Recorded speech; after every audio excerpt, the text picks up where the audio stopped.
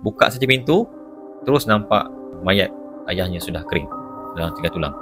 Dan dijangkakan sudah 2 tahun berada di situ. Kerana kali terakhir dia membayar maintenance fee adalah 2 tahun sebelum itulah. Saya tanya lagi, jiran-jiran tak perasan ke, tak bau ke? Rupanya rumah si mati ni ada lebih kurang dalam 15 kaki yang memisahkan antara grill dengan pintu rumah. Perkara ini biasa berlaku dekat rumah-rumah apartmen. Kadang-kadang grill dibuat melebihi private area, tapi termasuk juga dalam common area. Jadi agak jauh lah, menyebabkan cleaner tak dapat menghampiri ke bahagian pintu, dan mungkin sebab itulah juga tak dapat bau mayat.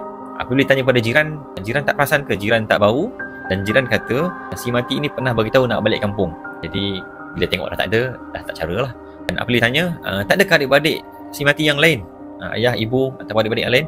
Ini tak ada jawapan. Kita tak berjumpa dengan waris-waris mereka. Ditanya juga, rakan sekerja tak ada yang cari ke? Si mati ini sudah bersara, sudah tidak ada apa hubungan dengan rakan sekerja lagi.